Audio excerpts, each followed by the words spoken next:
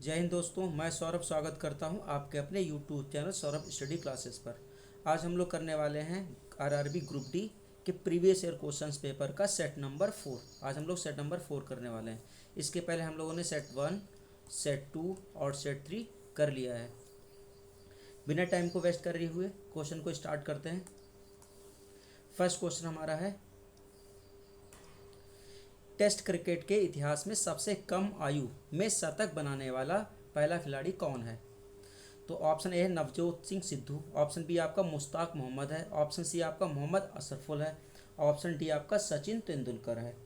तो option number आपका B सही होने वाला है, मुश्ताक मोहम्मद। ये पाकिस्तानी क्रिकेटर है। कहाँ का क्रिकेटर है? पाकिस्तानी है। पाकिस्तानी क्रिकेटर है जिन्होंने 1961 में वेस्ट इंडीज़ के खिलाफ वेस्ट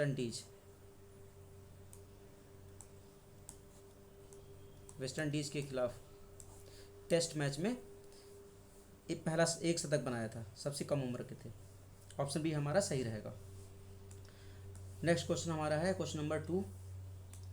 भारतीय राष्ट्रीय कांग्रेस के सर्वप्रथम मुस्लिम अध्यक्ष कौन थे? सर्वप्रथम मुस्लिम अध्यक्ष कौन थे? ऑप्शन है Abdul Kalam Azad, option B Rafi Ahmed Kidwai, option C आपका M.A. अंसारी, ऑप्शन डी आपका बदरुद्दीन तैयबजी। तो आपको ऑप्शन नंबर डी सही है, बदरुद्दीन तैयबजी। ये कौन है? सबसे फर्स्ट मुस्लिम है। मुस्लिम है। इसके बारे में, कांग्रेस अधिवेशन के बारे में पहली और एक्स्ट्रा जानकारी ले लेते हैं। जो कांग्रेस की स्थापना, इंडियन नेशनल कांग्रेस की स्थापना कब हुई है? 1885 में। 50 में स्थापना हुई। किसके द्वारा? A.O. ह्यूम द्वारा स्थापना की गई। और पहला अधिवेशन, इसका फर्स्ट अधिवेशन कहाँ पे होता है? 1885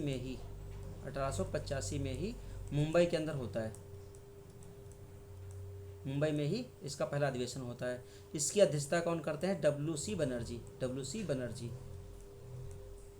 इसकी अध्यक्षता करते हैं। और इसका सेकंड अधिवेशन, दूसरा अधिवेशन कलकत्ता में होता है। कब होता है? 1886 में। 1886 में इसकी अध्यक्षता कौन करेंगे? कहाँ पे होता है? कलकत्ता में। कलकत्ता में होता है। अध्यक्षता कौन करेंगे? इसकी अध्यक्षता करते हैं दादा भाई नौरोजी।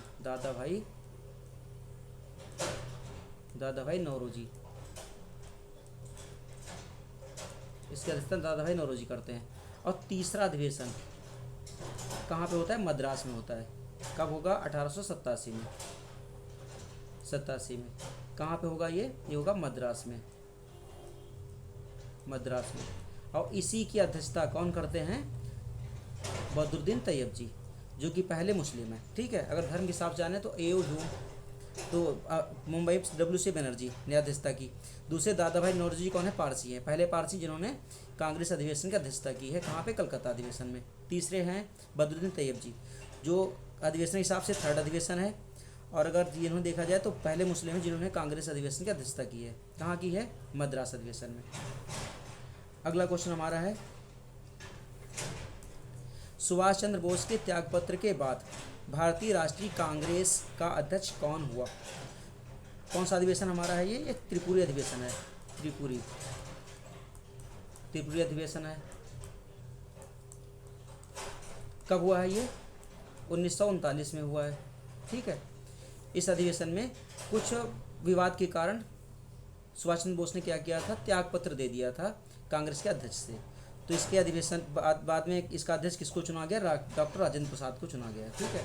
ये ऑप्शन आपका मौलाना अब्दुल कलाम आज़ाद नहीं है। ठीक है। पट्टाभी सीतारामैया नहीं है। और सी आपका है राजेंद्र प्रसाद, क्योंकि विवाद था। पट्टाभी सीतारामैया को गांधी जी बनाना चाह रहे थे और सुभाष चंद्र बोस खुद अध्यक्ष बनना चाह रहे थे, इलेक्शन लड़ना चाह रहे थे। तो उस विवाद के चलते इन्होंने जीते भी हैं, बाद में इस्तीफा भी दे दिया। और फिर भी पट्टाभी सीतारामैया अध्यक्ष नहीं बनते हैं, अध्यक्षता करते हैं डॉक्टर राजेंद्र प्रसाद। ठीक है। जो कि भारत के पहले क्या हैं? पहले प्रेसिडेंट हैं, राष्ट्रपति हैं, प्रेसिडेंट भी है। अगला क्वेश्चन हमारा है क्वेश्चन नंबर 4 है, यदि एक घटिया वस्तु की कीमत गिर जाती है तो उसकी मांग बढ़ जाती है।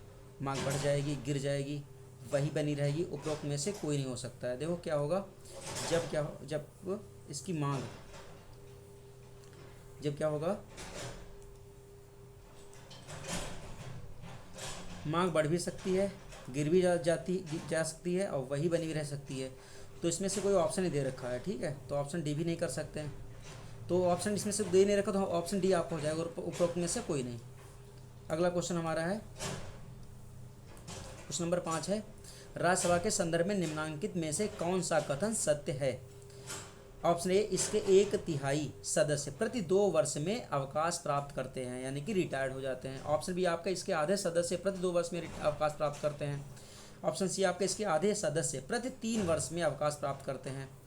ऑप्शन डी है, इसके 1/3 सदस्य प्रति 3 वर्ष में अवकाश प्राप्त करते हैं। देखो ये वाला ऑप्शन डी आपका गलत हो गया, और सी भी गलत है क्योंकि आधे सदस्य बोल रहा है, और आधे सदस्य फिर बोल रहा है 2 वर्ष बता रहे, ये भी गलत हो, आधे सदस्य फिर नहीं रिटायर होते हैं। तो आपका ऑप्शन नंबर ए हो जाएगा, इसके 1/3 सदस्य, यानी कि जितने भी सदस्य हैं उसका 1/3 पर 2 साल में, 2 ईयर में क्या हो जाएंगे, रिटायर्ड हो जाएंगे, उनका फिर से इलेक्शन होगा, ठीक है।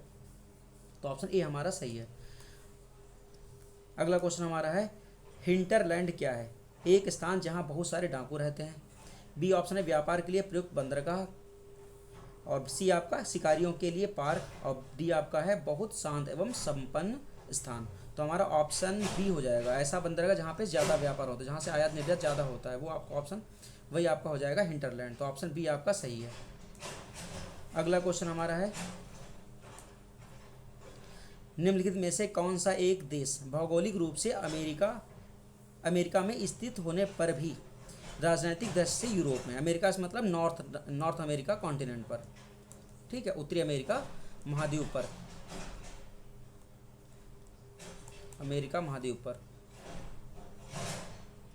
पर होते हुए भी राजनीतिक दृष्टि क्या यूरोप में है। तो देखो ऑप्शन आपका आइसलैंड है, ऑप्शन बी आपका कैनरी आइलैंड है, सी आपका ग्रीनलैंड है, डी आपका क्यूबा है। तो आपका ग्रीनलैंड हो जाएगा, क्योंकि ये नॉर्थ अमेरिका कॉन्टिनेंट है उसके नॉर्थ में है, ठीक है। तो नॉर्थ अमेरिका कॉन्टिनेंट पे समझ लो आता है ये, लेकिन अंडर में किसके है, ये ग्रीनलैंड के अंदर में ये है, उसके नीदरलैंड के अंदर में है, ठीक है, इसके अंदर में है ये ग्रीनलैंड, नीदरलैंड के अंदर में है, नीदरलैंड कहाँ का कंट्री है, ये यूरोपियन कंट्री है,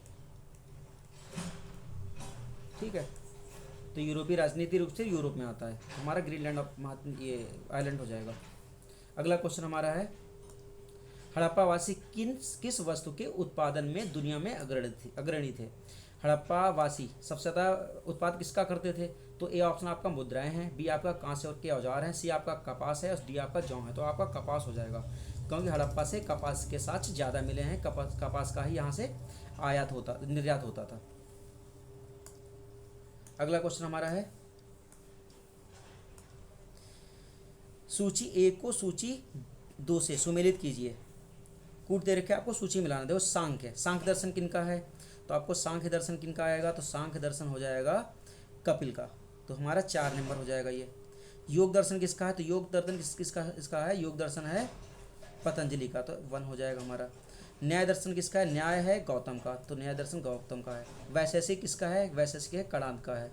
तो हमारा कौन सा बन रहा है, कूट बन रहा है हमारा 4 1 2 3। तो कहाँ से ऑप्शन दे रखा आपका 4 1 2 3, कहीं ऑप्शन नहीं दे रखा, तो यही हमारा इसी को सही कर लो आप, इसमें दे रखा है, हो जाएगा 4 1 2 3। तो ये कूट हमारा सही रहेगा, बी ऑप्शन आप कर लेना, इसको कूट हटा देना, ठीक है। ध्यान रखना, सांख्य के कौन प्रतिपादक हैं, तो सांख्य दर्शन के प्रतिपादक हैं, सांख्य प्रतिपादक है कपिल है। योग के कौन है, योग के पतंजलि है,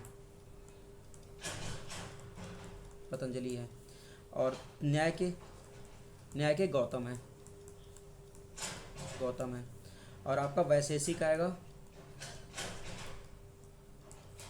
वैशेषिक के कणाद हैं, वैशेषिक कौन है, कणाद, इन दर्शन के प्रतिपादक हैं। अगला क्वेश्चन हमारा है क्वेश्चन नंबर 10, निम्न में से कौन सा जोड़ा सत्य सुमेलित नहीं है, प्रथम बौद्ध संगति सप्तपर्णी गुफा के अंदर हुई है, द्वितीय आपकी बौद्ध संगति मगध, तृतीय आपका है बौद्ध संगति पाटलिपुत्र में, चतुर्थ बौद्ध संगति कश्मीर में। तो देखो आपका प्रथम तो सप्तपर्णी गुफा ये सही है आपका, द्वितीय तो गलत है, ये कहाँ हुई है, मगध में हुई है, वहाँ पे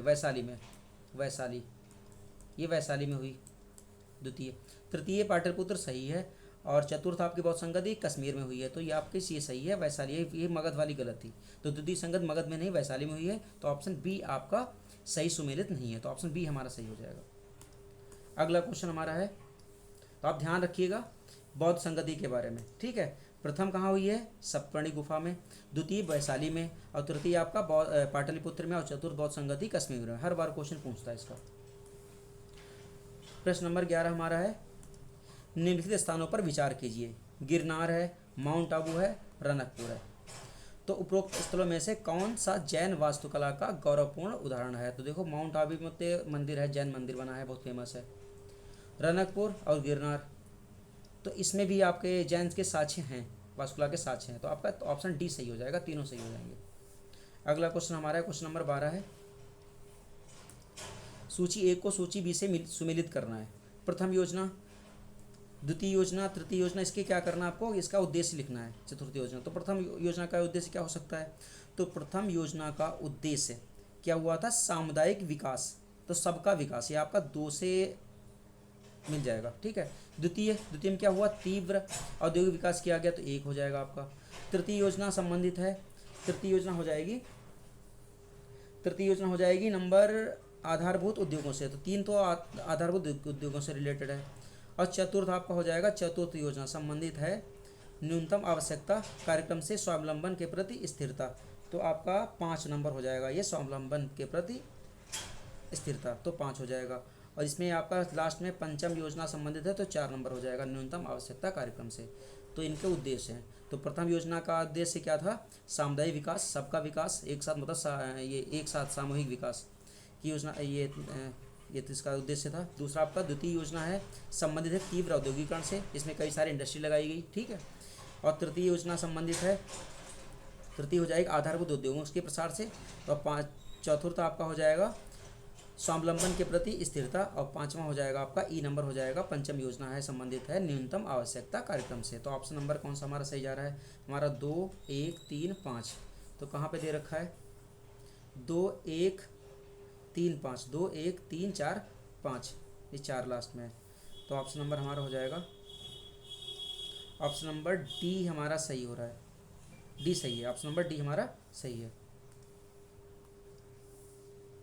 अगला क्वेश्चन देखते हैं, प्रच्छन्न बेरोजगारी का तात्पर्य क्या है? प्रच्छन्न बेरोजगारी मतलब अप्रत्यक्ष बेरोजगारी हो जाएगा, प्रच्छन्न मतलब है छुपी हुई बेरोजगारी, तो इसका मतलब क्या, तात्पर्य क्या है? ऑप्शन ए आपका बेरोजगार, ऐसी बेरोजगारी जिसमें कुछ समय के लिए ही काम मिलता हो, ठीक है, तो ये एक बात कर रहा है। बी आपका ऑप्शन है ऐसी बेरोजगारी जिसमें श्रमिक घर के अंदर चोरी छिपे काम करता हो, भाई ये भी तो हमें नहीं लग रहा है। ऑप्शन सी आपका ऐसी बेरोजगारी जिसमें श्रमिक की सीमांत उत्पादकता पर शून्य या ऋणात्मक असर होता है, तो देखिए। और ऑप्शन डी आपका है ऐसी बेरोजगारी जिसमें श्रमिक गैर फसल मौसम में काम नहीं कर पाता, तो आपका तीनों ये ऑप्शन गलत है, ए भी ऑप्शन गलत हो जाएगा, और ये भी गलत है। सी आपका ऑप्शन सही लग रहा है, क्योंकि ऐसी बेरोजगारी जिसमें श्रमिक जो भी कितना भी काम कर रहे हैं, तो उस पर सीमांत उत्पादन उतना ही होगा। जैसे किसी में 4 मजदूर काम कर रहे हैं, तो 4 मजदूर से उतना ही काम होना, उतने उत्पादन आना है, चाहे 10 लग जाए तभी उत्पादन आएगा, तो इसको कहते हैं प्रच्छन्न बेरोजगारी, ठीक है। जैसे इसमें कृषि क्षेत्र में ज़्यादा देखी जाती है, 10 बीघा किसी के पास खेत है, 10 बीघा खेत एक इंसान कर सकता है, लेकिन क्या है उसमें भाई भतीजे सारे 4-5 लोग लगे हुए हैं, अगर 4-5 ना लगते तभी उत्पादन क्षमता वही रहेगी, वही उत्पादन होगा, और 4-5-6 लोग लगने के बाद भी उत्पादन वही होगा, तो ऐसी बेरोजगारी क्या कहलाती है? प्रच्छन्न बेरोजगारी कहलाती है, तो ऑप्शन नंबर आपका सी सही हो जाएगा।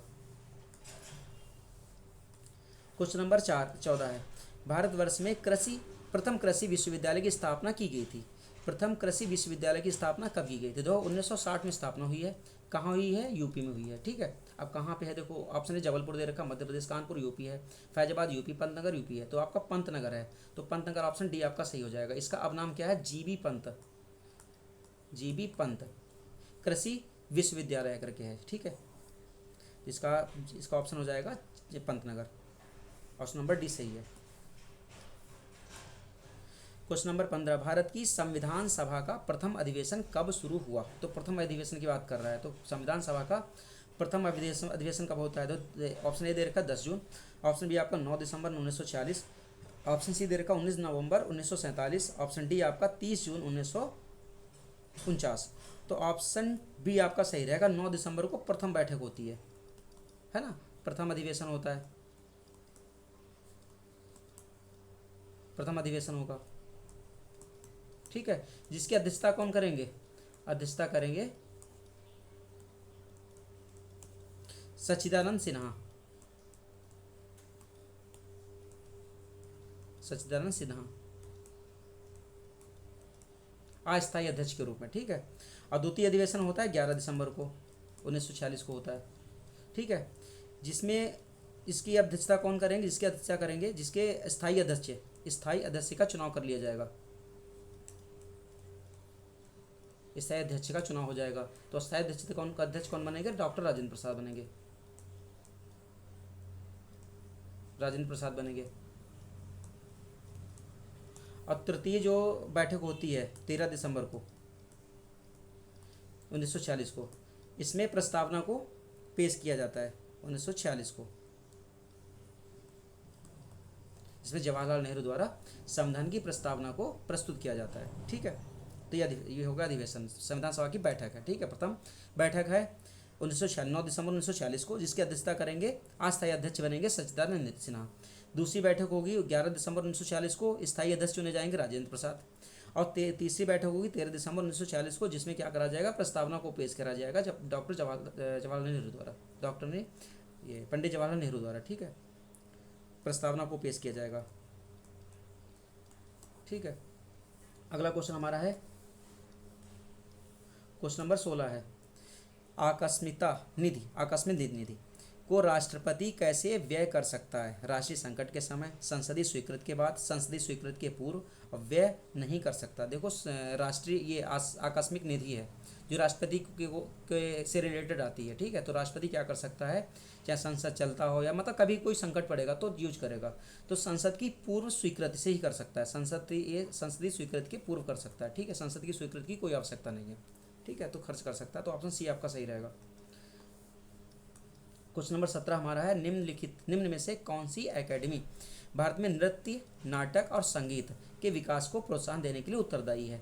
ए ऑप्शन संगीत अकादमी है, बी आपका ललित कला अकादमी है, सी आपका साहित्य अकादमी है, ऑप्शन डी आपका नेशनल स्कूल ऑफ ड्रामा। तो आपका संगीत अकादमी आ जाएगी, यही सबके लिए उत्तरदायी है। अगला क्वेश्चन है क्वेश्चन नंबर 18, निम्नलिखित में से कौन सा कथन सत्य नहीं है।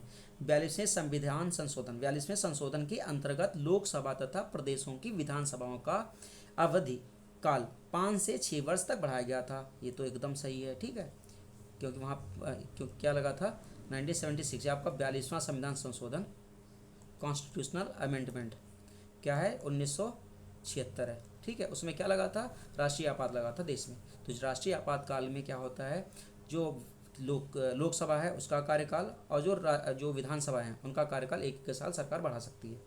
ऑप्शन डी आपका है, प्रधानमंत्री के परामर्श पर राष्ट्रपति लोकसभा को भंग कर सकता है। तो ये भी सही है, ठीक है।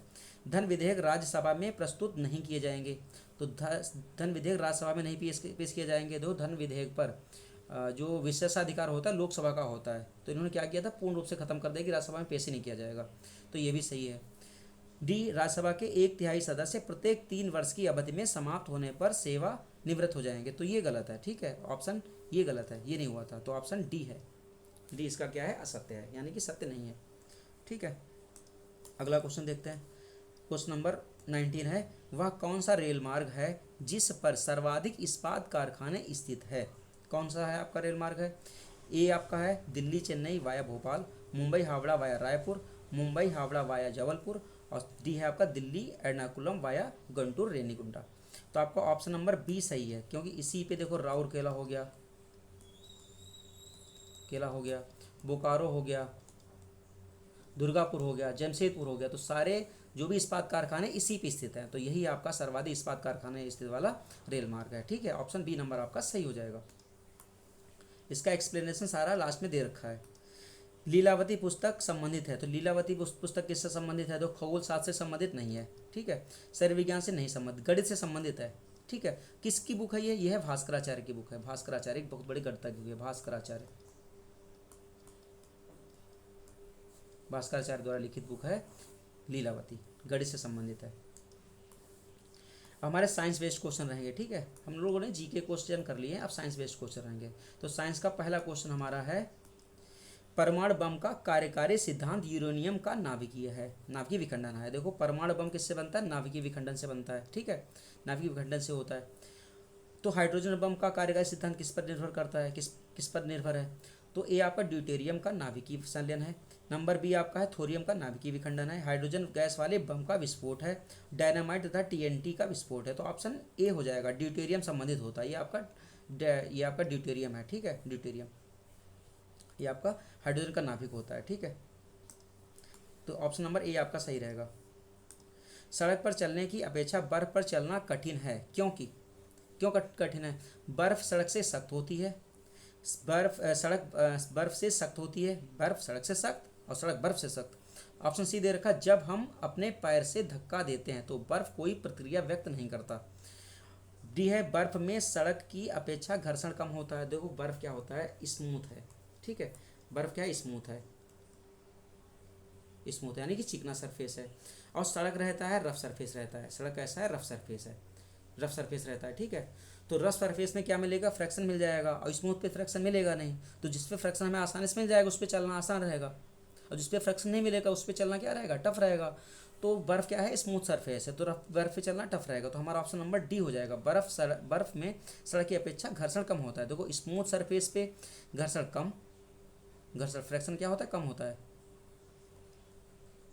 घर्षण कम होता है, ठीक है। और इस पर रफ सरफेस पे क्या हो जाएगा, खुरदरी सरफेस पे क्या हो जाएगा, घर्षण ज़्यादा मिलेगा, घर्षण ज़्यादा मिलेगा, अधिक मिलेगा, ठीक है। तो इस पे चलना क्या हो जाएगा, आसान हो जाएगा। तो बर्फ में सड़क की अपेक्षा घर्षण कम होता है, ऑप्शन नंबर डी हमारा सही हो जाएगा, ठीक है। अगला क्वेश्चन हमारा है, लोलक घड़ियाँ गर्मियों में क्यों सुस्त हो जाती है? तो गर्मी पड़ेगी, ठीक है, तो ज़्यादा हीट होगी। तो अगर लोहे की चीज़ रहेगी, लोलक क्या, उसके जो लोलक है उसका लोलक जो धागा है उसकी लंबाई बढ़ जाएगी, ठीक, क्या होगा, उसमें प्रसार होगा, यानी कि थर्मल एक्सपेंशन होगा। क्यों रहता है, गर्मियों में दिन लंबे होने के कारण, कुंडली में घर्षण का कारण, लोलक की लंबाई बढ़ जाने के कारण, लोलक की लंबाई बढ़ जाने के कारण जिसमें इकाई दोलन में लगा हुआ समय बढ़ जाता है। गर्मी में लोलक का भार बढ़ जाता है, तो भार से कोई रिलेटेड संबंध नहीं है।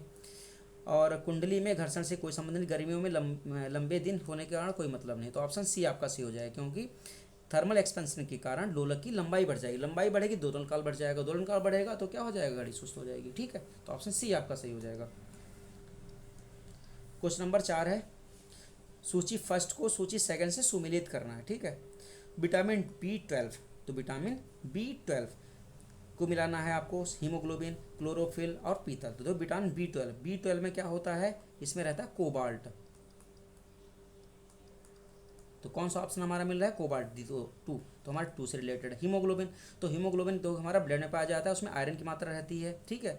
तो आयरन कहाँ पे, लोहा यानी कि 4 नंबर पे है आपका। क्लोरोफिल, तो क्लोरोफिल कहाँ मिलेगा आपका, क्लोरोफिल मिलता है पौधों में। तो क्लोरोफिल के का होने का कारण क्या होता है, मैग्नीशियम होता है, तो मैग्नीशियम ऑप्शन आपका 1 है। पीतल क्या आपका है, पीतल ब्रास यानी कि तांबा यानी कि 3 है। तो कौन सा कूट हमारा बन रहा है, 2 4 1 3। तो कौन सा ऑप्शन हमारा है, 2 4 1 3, 2 4 1 3, 2 4 1 3। तो ऑप्शन नंबर ए हमारा सही है, ठीक है, कूट नंबर हमारा ए सही हो गया, इसको याद रखिएगा आप लोग। क्वेश्चन नंबर 5 है, फ्यूज में प्रयुक्त होने वाली तार की विशेषता क्या होती है? जो फ्यूज में तार प्रयुक्त होता है उसकी क्या विशेषता होती है? ए है निम्न प्रतिरोध शक्ति, उच्च गलनांक होता है। बी है निम्न प्रतिरोध शक्ति, निम्न गलनांक होता है। ऑप्शन सी उच्च प्रतिरोध शक्ति, निम्न गलनांक होता है। ऑप्शन डी उच्च प्रतिरोध शक्ति, उच्च गलनांक होता है। तो क्या रहेगा, देखो इसकी प्रतिरोध क्षमता तो रहेगी ज़्यादा, ठीक है, रेसिस्टेंस का क्या रहेगा, ज़्यादा रहेगा, और गलनांक कैसा रहेगा, निम्न रहेगा, ठीक है। तो निम्न गलनांक रहेगा, तो ऑप्शन नंबर सी हमारा सही हो रहा है। उच्च प्रतिरोधक क्षमता मतलब हीट ज़्यादा, जैसे ही प्रतिरोधक, जिसका प्रतिरोधक क्षमता ज़्यादा होता है, रेजिस्टेंस ज़्यादा होता है, वो ज़्यादा हीट हो जाता है, ज़्यादा गर्म हो जाएगा। और गलनांक जिसका निम्न है जल्दी पिघल जाएगा, ठीक है, जिससे क्या होगा, घर के जो सर्किट वो शॉर्ट नहीं होंगे, ठीक है। इसीलिए जो फ्यूज होता है, फ्यूज में ऐसा वायर का यूज़ करा जाता है जिसका प्रतिरोध तो उच्च हो लेकिन गलनांक निम्न हो, ठीक है। तो ऑप्शन नंबर सी हमारा सही है। अगला क्वेश्चन हमारा क्वेश्चन नंबर 6 है, साबुन के बुलबुले के अंदर का दाब कैसा होता है? वायुमंडलीय दाब से अधिक होता है, वायुमंडलीय दाब से कम होता है, सी नंबर ऑप्शन वायुमंडलीय दाब के बराबर होता है, डी वायुमंडलीय दाब का आधा होता है। तो देखो ये बबल है, ठीक है, बबल है, तो बबल के अंदर क्या हो जाएगा, दब ज़्यादा है, प्रेशर ज़्यादा है, तभी तो ये फूला हुआ है, ठीक है। और इसकी सरफेस टेंशन ज़्यादा है, तो क्या होगा, इसका अंदर का प्रेशर ज़्यादा रहेगा, अधिक रहेगा, अधिक रहेगा, दब अधिक रहेगा, और बाहर का क्या रहेगा, कम रहेगा, ठीक है। इसी कारण ये बबल बना रहेगा, ठीक है। और इसकी सरफेस टेंशन ज़्यादा रहेगा, जिससे ये बबल्स बना रहेगा। अगर जैसे जैसे प्रेशर बढ़ता जाएगा तो सरफेस टेंशन कम होता जाएगा, बबल फूट जाएगा, ठीक है। तो कौन सा ऑप्शन हमारा मिल रहा है, वायुमंडलीय दाब से कम होता है, वायुमंडलीय दाब से अधिक होता है, तो वायुमंडलीय दाब से अधिक होता है, ऑप्शन नंबर ए हमारा सही है। क्वेश्चन नंबर 7 है, लोहे की कील पारे पर क्यों तैरती है जबकि पानी में डूब जाती है। तो दो पानी और लोहे, लोहे की कील पारे पर, पारा, पारा है यहाँ पे, पारा लिखा है, पारा, पारा, पारा यानी कि मरकरी, Hg, ठीक है। तो Hg पे पारे पे तैरती रहती है और पानी में डूब जाती है। तो क्या होता है, पानी का जो सरफेस टेंशन होती है, ठीक है। अब पहले ऑप्शन देख लेते हैं, लोहे की पारे में, पारे से रासायनिक क्रिया की प्रवृत्ति पानी की तुलना में कम होती है। ऑप्शन बी है, लोहे का भार पानी से अधिक होता है, पारे का कम होता है। लोहे का घनत्व तो पानी से अधिक और पारे से कम होता है। पारा पानी से भारी होता है, तो लोहे का घनत्व तो पानी से अधिक, तो क्या होगा, ऑप्शन नंबर सी सही है, ठीक है।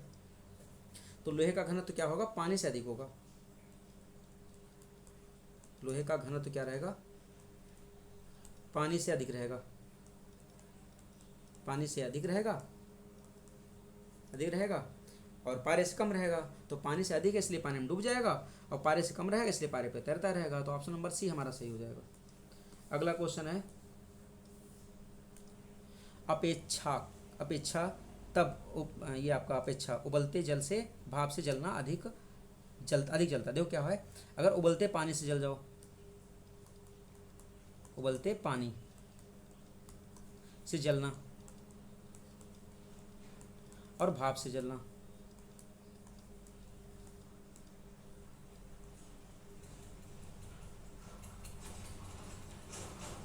भाप से जलना, तो किस में ज़्यादा जलन लगेगी। तो जलने में क्या होगा, देखो क्या होगा, जो भाप होता है हमारा, भाप की गुप्त ऊष्मा होती है अधिक, भाप की गुप्त ऊष्मा अधिक होती है, लेटेंट हीट ज़्यादा होती है, ऊष्मा अधिक होती है, अधिक होती है। और जो उबलते पानी गुप्त ऊष्मा कम होती है, पानी की गुप्त ऊष्मा भाप से कम होती है, भाप से कम होती है, ठीक है। तो इसलिए क्या होगा, भाप से जलने से ज़्यादा जलन पड़ेगी। तो ऑप्शन नंबर आपका, भाप में गुप्त ऊष्मा होती है, शरीर के भीतर घुस जाती है, भाप से अधिक मारक क्षमता हल्की। तो क्या है, भाप में गुप्त ऊष्मा होती है यानी कि अधिक होती है, अधिक होती है, ठीक है। उबलते पानी की अपेक्षा भाप की गुप्त ऊष्मा ज़्यादा होती है, इसलिए भाप से जलना क्या होता है, ज़्यादा जलन देता है। तो ऑप्शन नंबर ए हमारा सही हो जाएगा। अगला क्वेश्चन है, क्वेश्चन नंबर 9, निम्न में से कौन सा विकल्प विद्युत खपत को बढ़ते क्रम में प्रदर्शित कर रहा है। तो आपको बताना है, तो किसमें, इसमें इलेक्ट्रिक का बढ़ता क्रम बताना है, मतलब बिजली खपत का बढ़ता क्रम बताना है। तो टेलीविज़न है, पंखा है, विद्युत प्रेस है, इलेक्ट्रिक केतली है। तो टेलीविज़न तो ठीक है, पंखे से कम खाएगी बिजली, विद्युत प्रेस, इलेक्ट्रिक केतली ज़्यादा खाएगी, तो ऑप्शन ए हमारा गलत है। ऑप्शन बी है, टेलीविज़न, पंखा, इलेक्ट्रिक केतली और विद्युत प्रेस। तो हमारे ये ऑप्शन बी सही लग रहा है, क्योंकि टेलीविज़न है, पंखा, इसके बाद पंखा, फिर इलेक्ट्रिक केतली आ जाएगी, फिर विद्युत प्रेस। तो विद्युत प्रेस क्या करेगी, ज़्यादा इलेक्ट्रिक लेगी, ठीक है। तो ऑप्शन नंबर बी हमारा सही हो जाएगा, बाकी सारा गलत दे रखा है। क्वेश्चन नंबर 10 है, हवा में लोहे और लकड़ी की समान भार की गेंद को समान ऊंचाई से गिराने पर क्या होगा। पृथ्वी पर दोनों एक साथ गिरेगी, एक पहले गिरेगी, एक बाद में गिरेगी। लकड़ी की गेंद बाद में गिरेगी, कुछ अंतराल में गिरेगी। देखो क्या होगा, गिरने का कारण तो ग्रेविटी दोनों पे समान काम करेगी, ग्रेविटी दोनों पे बराबर लगेगी, लेकिन होगा क्या, जो लोहे की गेंद है उसको हवा, उस पर क्या करेगी, हवा का विरोध कम लगेगा और इस पर ज़्यादा लगेगा, ठीक है। इसका भार कम है तो उस पर हवा का विरोध ज़्यादा लगेगा, तो लकड़ी की गेंद बाद में गिरेगी आके, ठीक है। निर्वात में फेंके तो साथ साथ गिरेगी दोनों आके। अगर निर्वात से बाहर जहाँ पे एयर है तो एयर क्या करेगी, इस पर दबाव लगाएगी, इस पर इसका अपोज करेगी, ठीक है। अपोज दोनों करेगी, लेकिन इसको ज़्यादा कर पाएगी क्योंकि ये हल्की है लकड़ी। तो लकड़ी की गेंद बाद में गिरेगी, तो ऑप्शन सी आपका सही रहेगा। अगला क्वेश्चन है, ग्रहों के बारे में निम्न में से क्या सत्य है। ये प्रकाशहीन होते हैं किंतु चमकते नहीं हैं। ग्रहों के बारे में बताना है कौन सा सत्य है। ये प्रकाशहीन होते हैं किंतु चमकते नहीं हैं, तो प्रकाशहीन भी नहीं है और चमकते भी नहीं हैं। तो बहुत सारे ग्रह चमकते हैं, बुध है, शुक्र है, ये सारे ग्रह दिखते हैं, नंगी आंखों से दिख जाते हैं। ये अप्रकाशमान होते हुए भी चमकते हैं, तो ये हमें सही लग रहा है। प्रकाश नहीं है लेकिन तब भी चमकते हैं।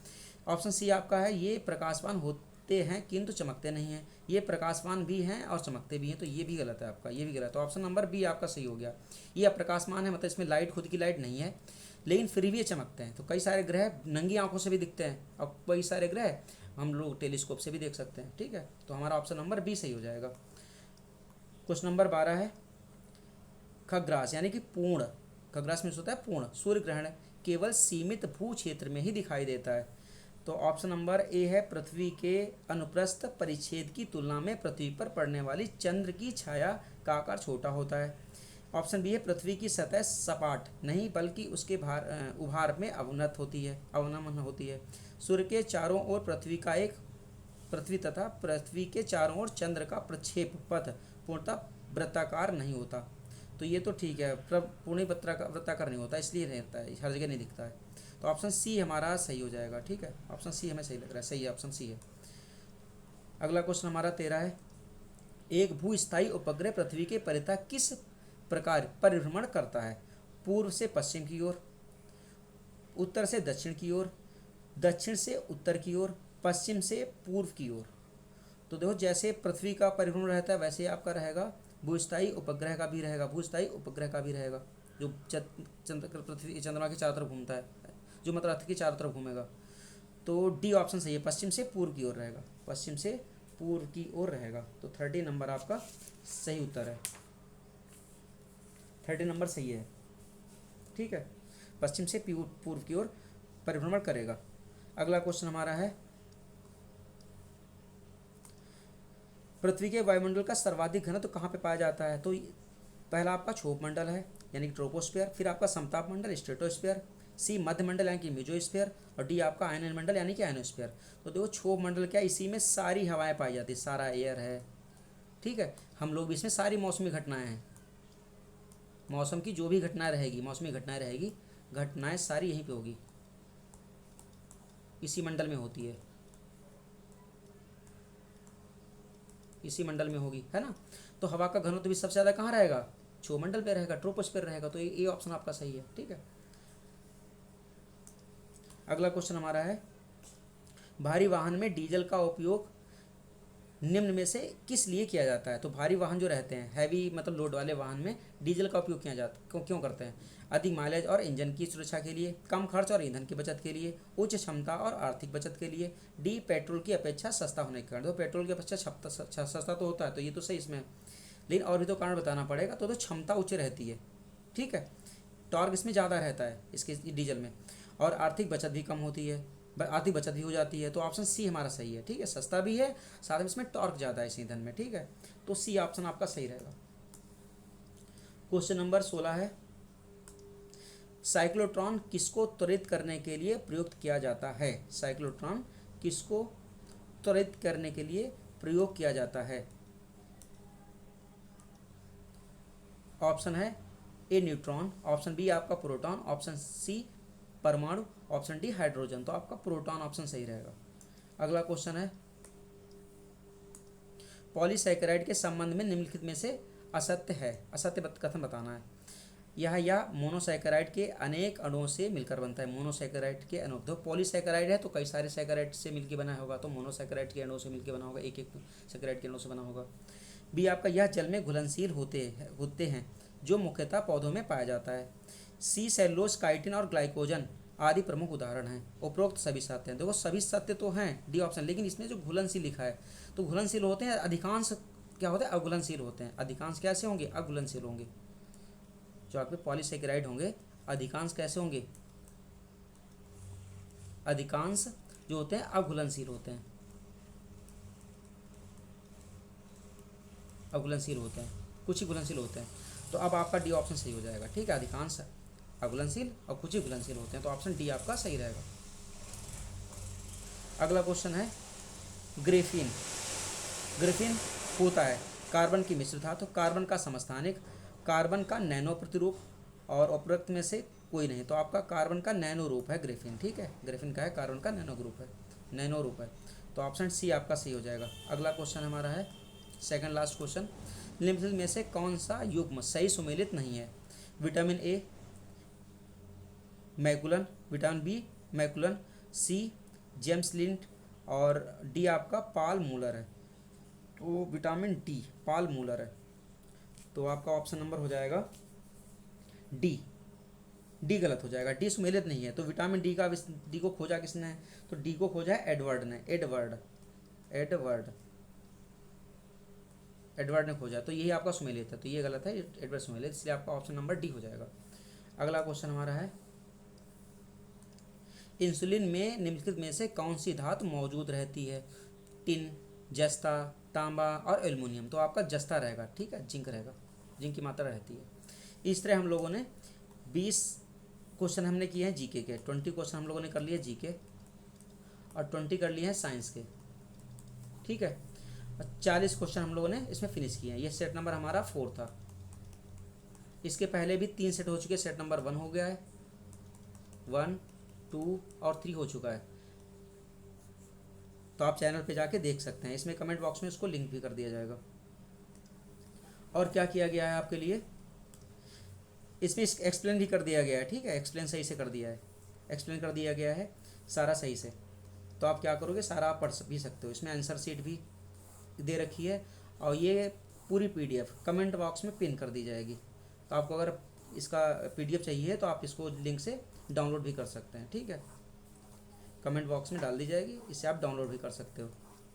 तो इस तरह हम लोगों ने सेट नंबर 4 भी कर लिया है और इसी तरह के डेली सेट आते रहेंगे, आप करते रहिएगा, ठीक है। ग्रुप डी के लिए बहुत ज़्यादा इंपॉर्टेंट है, ग्रुप डी के लिए स्पेशल, ये ग्रुप डी के लिए है, स्पेशल ये ग्रुप डी के लिए है, ग्रुप डी के लिए है, ठीक है। तो आप ग्रुप डी के लिए पढ़ते रहिएगा, तो बने रहिएगा हमारे साथ इसी तरह से। अगर आपको वीडियो पसंद आई हो तो लाइक भी करना है, चैनल को सब्सक्राइब भी करना है, ठीक है, और कमेंट ज़रूर करना है, ठीक है, कमेंट जरूर करना है। लाइक करो या सब्सक्राइब ना करो, कमेंट जरूर करो। अगर गलत हो तो कुछ आप बताओ, ठीक है, उसमें सुधार किया जाएगा। इस तरह क्या करना है, लाइक करो, सब्सक्राइब करो और कमेंट भी करिएगा। बने रहिए हमारे साथ, मिलते हैं नेक्स्ट क्लास में, तब तक के लिए धन्यवाद।